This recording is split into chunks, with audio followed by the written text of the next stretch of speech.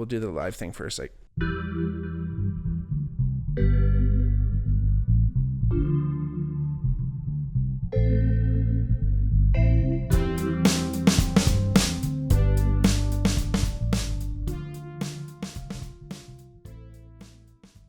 hey everybody, welcome back to the Bigmark podcast. It's me, your host, Bigmark. If it's your first time watching, welcome. If not, welcome back. Like I always say, if you ever wanted to reach out to the podcast for any reason, if you wanted to hear a topic or come on the podcast even, just hit us up on our DMs on our Instagram or our Twitter at the Bigmark Pod or at the Bigmark Podcast. You can check out our Patreon, patreon.com/thebigmarkpod. There's a few different ways to donate to the podcast. If you're watching on YouTube, make sure you like and subscribe to the channel. And again, please share and like and rate and do all the fun stuff. I know it doesn't take very long, but it means the world to us. You're going to have to bear with me today, everybody. I'm not feeling too hot. There's been a little bit of I guess it's just like cold and flu season here in, like I said, here in Southern Ontario. So yeah, not feeling too hot, if you can't tell, but bear with me, like I said, because I'm super excited about today's episode because I had a great, awesome time on the weekend. Reckless Harbor played a phenomenal show. Essentially our first ever like show where we kind of like had control of the entire thing. We were headlining. We invited the acts. We basically just dealt with the venue and how they wanted to do it. And that venue was the Mule, which is a wicked venue here in Hamilton. It's at the Cotton Factory in Hamilton, which the Cotton Factory, it's like I said, it is a cotton factory, or like its name says. It was originally built in 1900, so it's well over 100 years old. And again, the Mule Spinner, which is this auxiliary building on the property, like the cotton factory itself obviously is a giant factory, but there was like some kind of like smaller little auxiliary shops, and it's called the Mule Spinner because essentially, like, kind of, you know, like the thing that Rumpelstiltskin used basically to like make yarn and shit. It's kind of like an industrial version of that. So it kind of like spins the raw cotton to yarn and things like that. And like it was an active cotton factory for years. Like my mom said that she bought like diapers for me there. So up in at least to the early 90s, it was still popping. But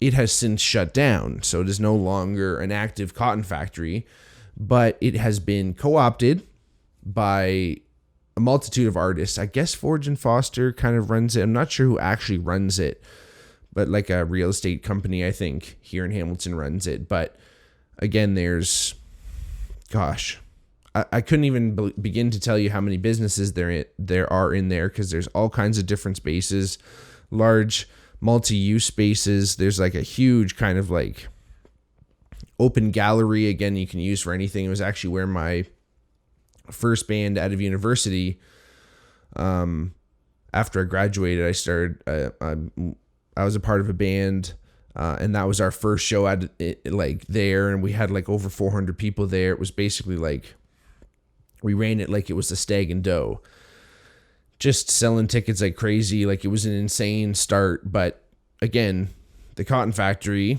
is a place that's really near and dear to my heart, which I'll go on in today's episode in more detail. Go into it with a little bit more detail, because again, apart from that usable space, it's just like a place for artists and yoga studios and anywhere from like carpenters to like sculptors.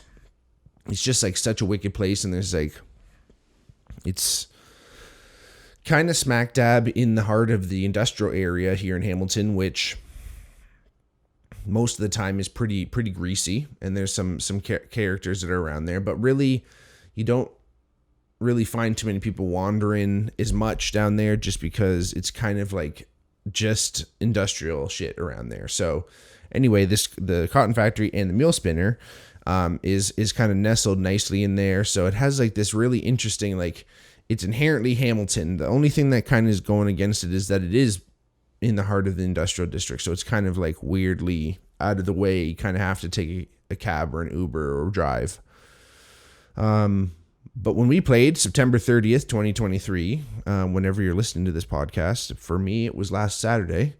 But we played a game, and so did the Tie Cat, or we played a show that night, and then the Tie Cats also played a show that night, and it was Masters Homecoming. So Hamilton was abuzz, and it is the Cotton Factory and the Mule Spinner are quite close to Tim Hortons Field, which is the Tie Cats' home stadium, the CFL team here in Hamilton.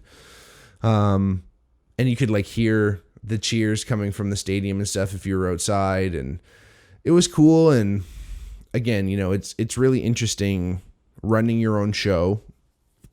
You tend to make a little bit more money, but you tend to stress a little bit more, at least the way I look at it. And again, it's always tough. Like, of course we invited all these people, you know, we started planning this. I think we only started inviting people to the show, or like, you know, solidified everything only about like a month before the actual show. So we were kind of pushing it a little bit, but we ended up selling the show out, which is phenomenal. And it was $25 a ticket. And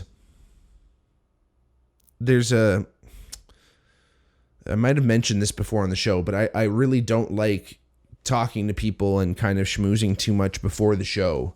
I find that it takes a lot of energy out of me. I remember before playing shows like in that band right out of university, and like inviting people and felt like I had to host and make sure everyone was happy and talking. And then all of a sudden I got to go up on stage and I'm already fucking spent half my gas tank just talking to people.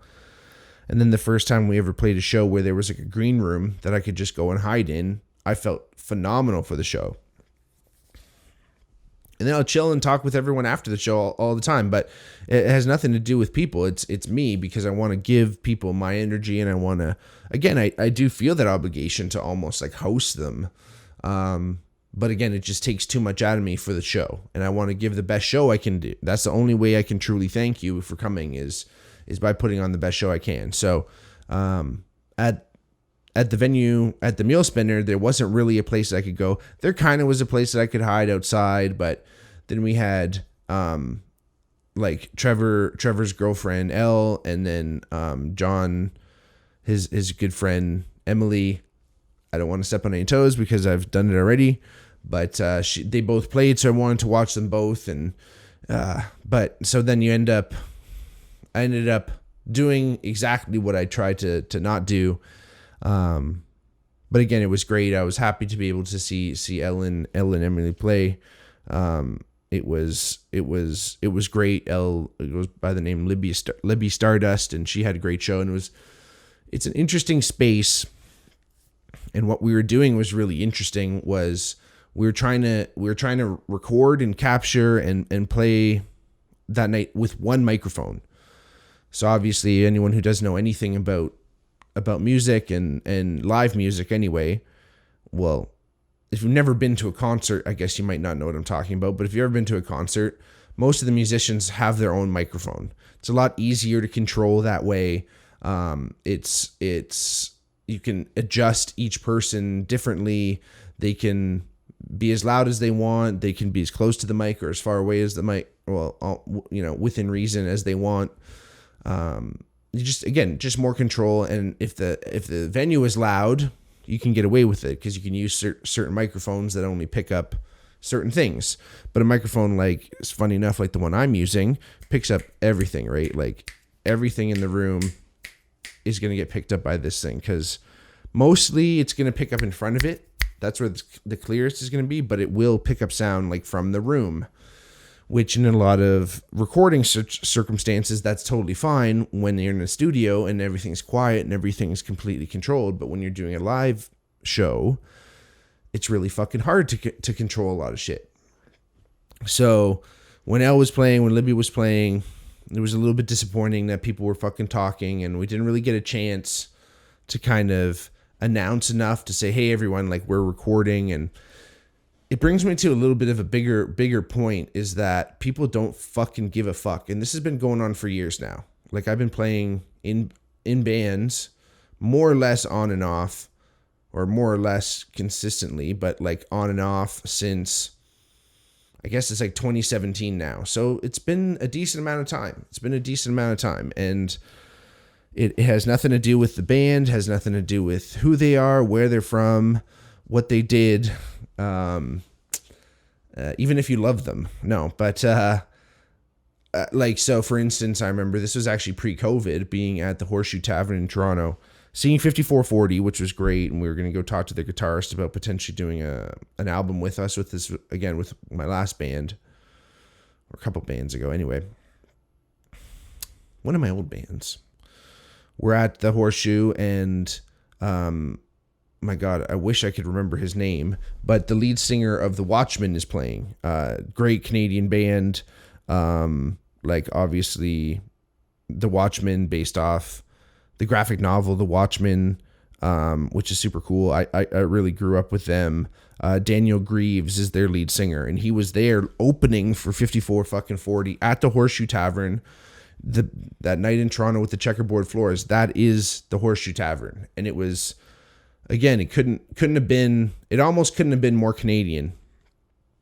And Daniel's up there playing, just him solo piano playing songs, and I'm like, people are fucking talking their ears off. And of course, the median age is probably like 50.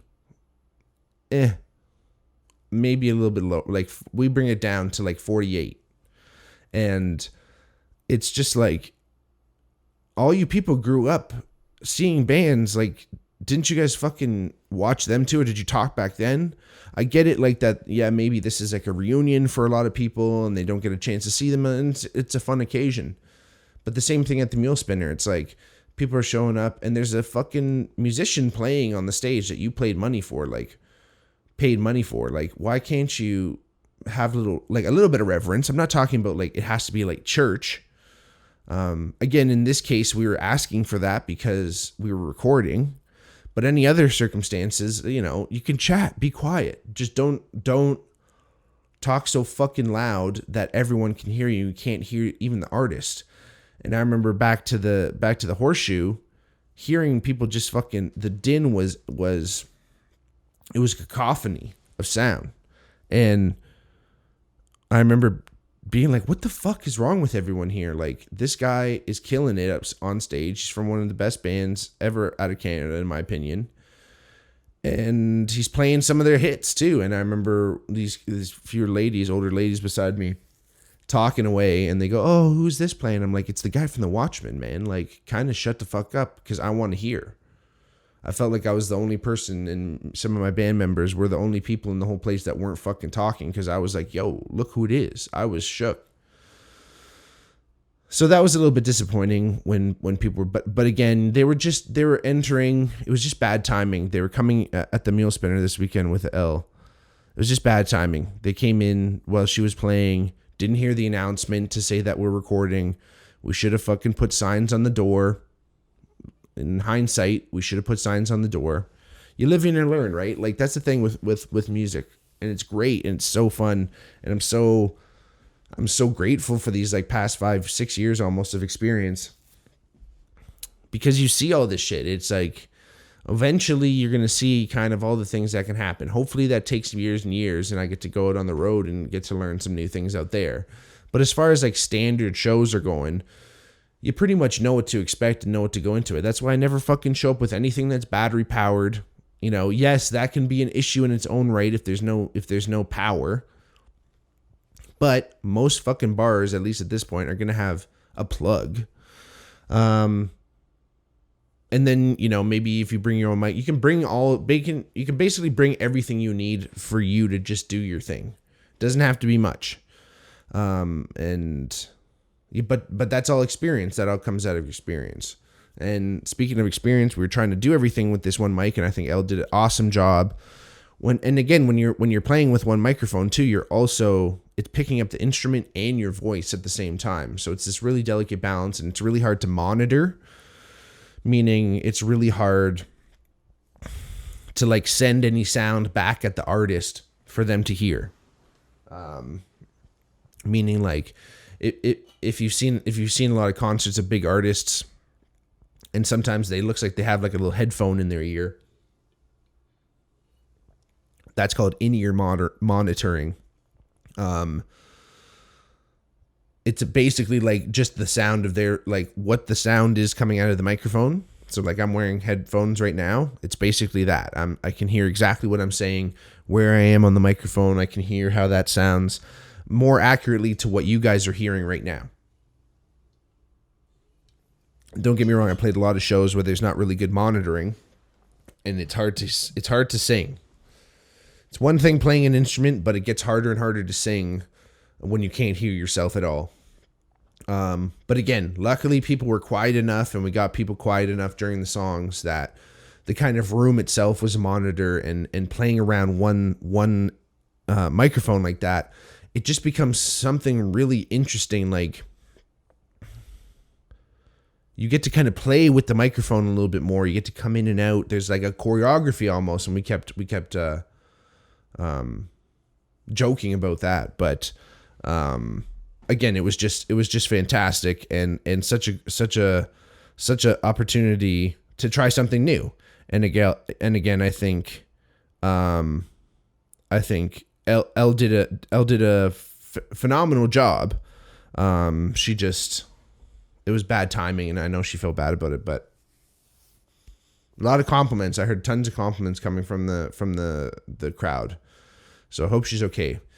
And then Emily Marks, John's friend, really, really good. She had some complications over COVID and couldn't sing for a little bit and stepped away from music, and then kind of got into yoga, and that kind of brought her all the way right back around to music. And, you know, she did a fantastic job. Sounded beautiful, nice, interesting, modern sound with a timeless kind of folk twinge to it, and just really, really well done overall. But yeah, it was great, and such a wonderful surprise to hear, because I hadn't heard any of her music before, and John had obviously talked very highly of it, and highly of her music, I should say. And it was great to hear, and again, really wonderful that we had the opportunity and we had that platform for her to be able to come back to music and have this kind of full circle moment, because it was such a full circle moment for us. John and I, anyway, our violin player in Reckless Harbor. He and I have known each other those past, well, it might even be longer, but it's at least 6 years since we played in bands together. And we've forged a friendship going through some pretty hard times. But again, experience together, major experiences, traveling as bands, playing with a decent amount. Like, we had 6 members in our band at one point when we were playing. Like, it's a good sized band. Like, I played in the jazz band in high school. We had like 15 or so, and that was interesting. Like, you really learn where you stand, like how to fit in, and how to play around your bandmates too, right? Because when there's that many fucking people in a band, like 15 in a jazz band, if you don't quiet down a little bit during someone's solo, they ain't going to be heard, even if they play as loud as they can. So cooperation, all that stuff really happens. And John is a gifted, wonderful musician. He is by far the best musician I've ever played with. I've played with some amazing musicians, Eric Persicchini, and my buddy Adam is a great guitar player, and all my buddies I played with are phenomenal. But it's been a pleasure in my life to be playing with not only one of the great fiddle players in Hamilton right now, but as far as I know, he's the fiddle player in Hamilton. So he also plays in Coda Facto, which is kind of the remnants of what was our original band with Alex DeRue, and they're doing really well, and they just played Gage Park and all that stuff. But again, John was integral at the end of the day, at kind of me sticking with music. I mean, I was still trying to play open mics, and I was still trying to do little things here and there, having fun. If I started, I was probably going to start a cover band and have fun and just play bars every once in a while. But John was gracious enough to think of me when he met Trevor and Lore, Trevor Roach and Lauren Helder, who are the other two members of Reckless Harbor, at an open mic, which was phenomenal. During COVID, and then they were like, hey, we should start playing. And John goes, oh, I know a bass player. So I owe my musical life right now to John Harley, and I'm more than grateful for all that. But again, most of it started at the Mule Spinner. I don't think I actually met John until we were at the Mule Spinner, because no, that's a lie, because we played that show at the Cotton Factory. But we were getting ready to play at the Cotton Factory, and that's kind of when I first met John, because it was our first show, and the managers or the management of our band kind of chose to titrate John's presence into our band a little bit long. Like, we kind of didn't know if things were going to work out. So, I didn't meet John right away when we started our band, which I think was 2016. I guess was the summer of 2016, because that's when I graduated. Was 2016. So I was out ski. Or did I do 20? No. Damn. Uh-oh. Time's slipping away. I blame the sickness. Anywho, and when we played our first show at the Cotton Factory, we that was when we first met Glenn Marshall, who ran the music anyway at the Cotton Factory, and also was starting a new recording studio. He was originally from Grant Avenue Studios, really well known producer in Hamilton in Ontario and Canada, and really interesting guy. Super kind of grassroots, gets the job done, likes to do things live off the floor, just amazing soul and spirit, and excited and passionate. And he said, hey guys, like we're renovating one of these auxiliary buildings here, because at the time, in 2016, 2017-ish, they were still doing a lot of renovations at the Cotton Factory, because they were kind of just getting it back going. I'm not sure exactly when they reopened it as this collective, but Glenn was saying, hey, like we're recreating this part of the grounds, this building here, which was the Mule Spinner. They were renovating it to turn it into a live tracking room for the recording studio, and to do some live music in there. But when we first went in there, it was still like practically a dirt floor, missing a pillar. Like, it was almost like not safe to be in there yet. And again, like, we would go in there and have to take all of our stuff back out every night because it wouldn't lock, some shit like that. Anyway, it was fucking awesome, and I don't know if we paid any money for it. But eventually we struck a deal with Glenn, and we started working with him. We started learning how to record an album. And for sure, that was our first true professional experience with recording an album. And me and Luke, our drummer, we're learning how to fucking play together, and we're tracking live, and Adam, our guitar player, and all three of us. And then we're doing overdubs and all this, and we're learning all these things. We're learning not to fucking talk until, the notes fade, and you don't talk on top of things, and you gotta take it seriously, and you got to be professional, and all those things. We learned all those things in this place, and then also saw the Mule Spinner grow into what it is today. And the Trues, the band The Trues, were in and out of there as they were kind of practicing for some of their touring things. And we also were lucky enough to work with Bob Lanois, who was working with Glenn at the time, who is a legend in his own right, but also the brother of Daniel Lanois, and he has passed, and Bobby has since left us, and it was awful when he passed, and a lot of memories were forged. He was great and such an amazing character, and always gave me a big hug every time I saw him, and had his motorcycle in there, and he had his quirks, but he was just a genius, like a savant really, when it came to the inner workings of some of that recording equipment. And he built a lot of the board that we used, Neil Young worked on it, and Peter Gabriel worked on it, and it's like it's brilliant. And while I was working there, I was lucky enough to introduce our good family friend Nathan McCrory. I played football with his brother Jared. What's up? Our dads played football together, went to high school together, super close. Our moms knew each other from high school, like super close with the family. And Nate was asking like, hey, what's everything going on? Can I come and see what's up? And next thing you know, he's been working there kind of ever since, doing video stuff. He learned shit ton from Bobby, still uses Bobby's camera.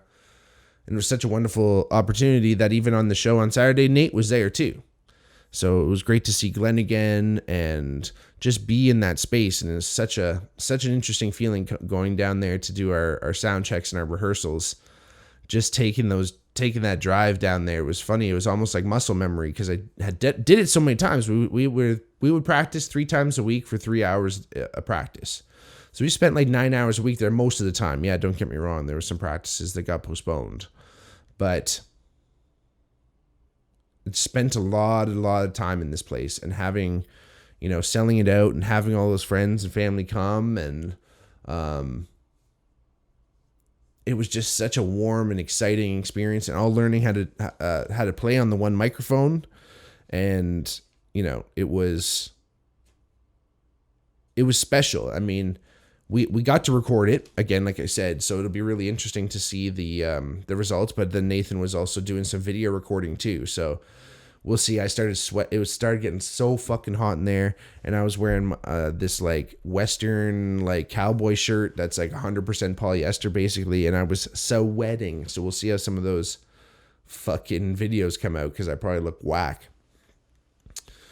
But again, it was a special moment, and it feels like it's going to be kind of a bit of a new chapter for Reckless Harbor down at the Cotton Factory. And we fit in really well to that whole vibe, and we're more than grateful to have this chance ever again to play there and do that. And again, running our own show, yeah, it's stressful, but it was fun. We did well, and we were able to pay the Emily and Elle some money out of it, which is great.